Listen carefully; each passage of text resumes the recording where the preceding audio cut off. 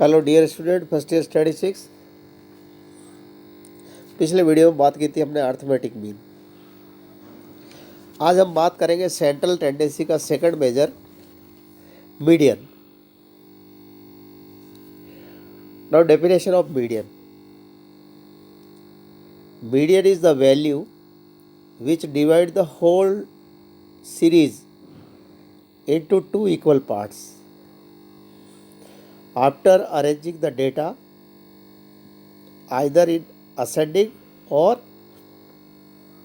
descending order। यानी मध्य का किसी बंटन का वह मान होता है जो उस बंटन को दो बराबर भागों में विभक्त करता है।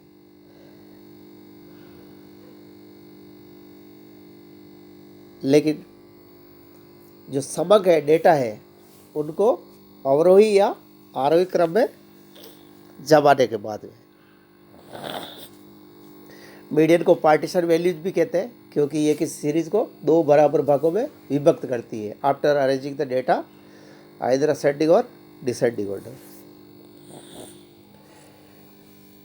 तो मीडियन के लिए आप हमेशा याद रखेंगे कि अगर व्यक्तिगत श्रेणी में है, खंडित श्रेणी में है,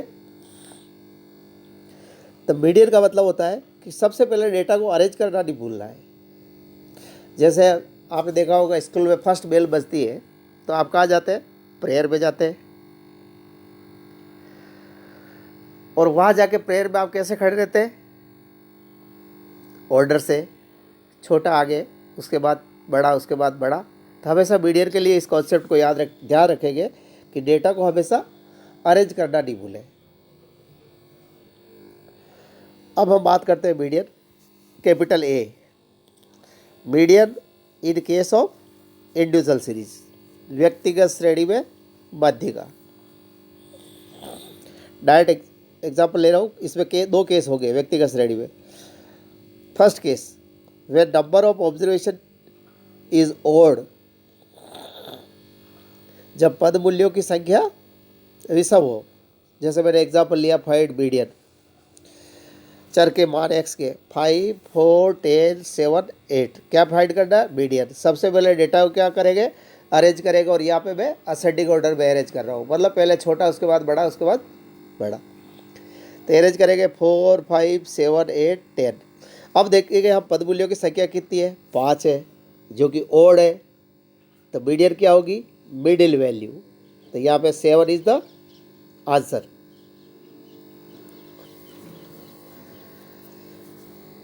n+1/2 भी कह सकते हैं, 5+1/2। तो ये थर्ड वैल्यू आ जाएगी। थर्ड वैल्यू हमारी 7 है, मीडियन इज 3। तो यहाँ पे एक चीज़ और ध्यान रखेंगे आप कि when number of observation is odd, then median is the middle value after arranging the data either ascending or descending order। Now case second, अगर odd दी हो और even हो तो case second where n is even। Question ले रहा हूँ, find median. वही data, एक डेटा मैंने बढ़ा दिया है, 15 और इंक्रीज कर दिया है। उसी तरह से हम अरेंज करेंगे। सबसे पहले 4, 5, 7, 8, 10, 15। यहाँ पे हम देखेंगे n कितना है? 6 है।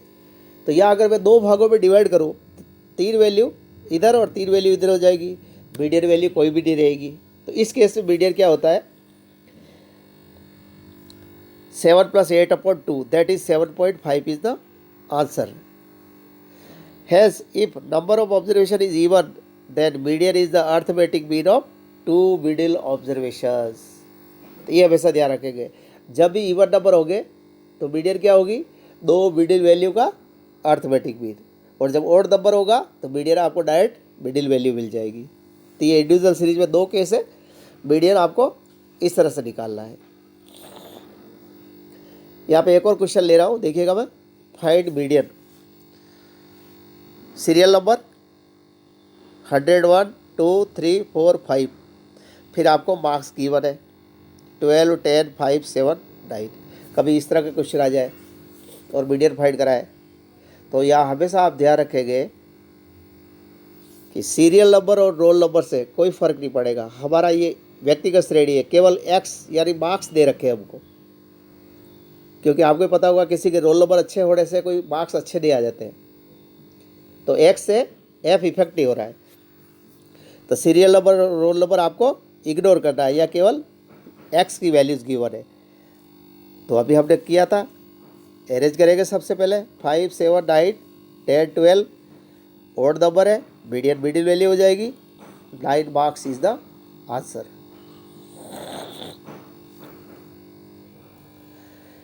Capital B, median in case of discrete series, खंडित श्रेणी में मध्य का, यानी एक्स की वैल्यूज दे रखी होगी और फ्रीक्वेंसी भी गिवन होगी, x1, x2, xn, f1, f2, fn।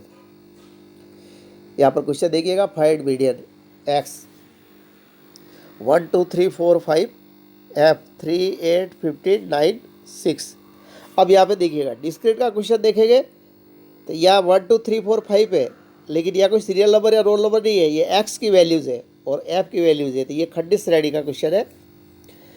तो खंडित श्रेणी में मीडियन कैसे निकालते हैं, सॉल्यूशन में देखिएगा। सबसे पहले मैंने एक्स की वैल्यू एज इट इज़ रख दी है, फ्रीक्वेंसी भी एज इट इज़ है।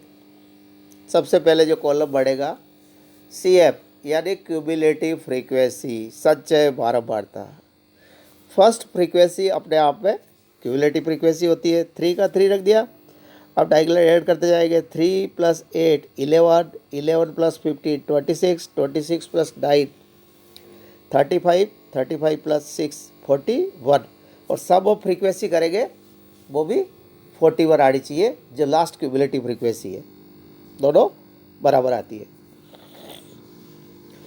अब इस केस में median is the value of n + 1/2, और n होता है सम ऑफ फ्रीक्वेंसी कैपिटल N, और इंडिविजुअल सीरीज में स्मॉल n होता है, वो नंबर ऑफ ऑब्जर्वेशंस कहलाता है।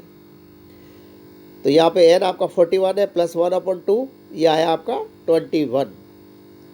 अब इसके बेसिस पे मीडियन कैसे निकालते हैं देखिएगा।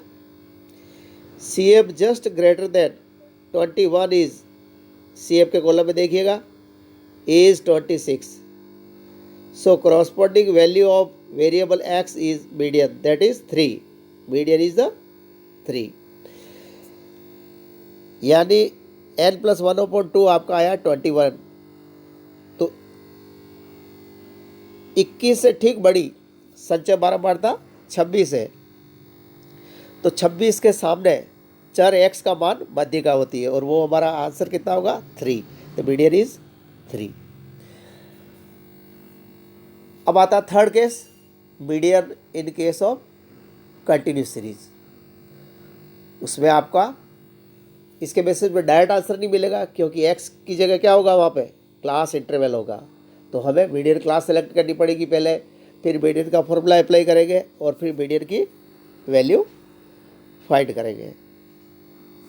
तो वो हम नेक्स्ट वीडियो में बात करेंगे। अभी के लिए इतना ही, आप देखते रहिएगा, और भी कोई प्रॉब्लम हो तो आप पूछते रहिएगा। Thank you.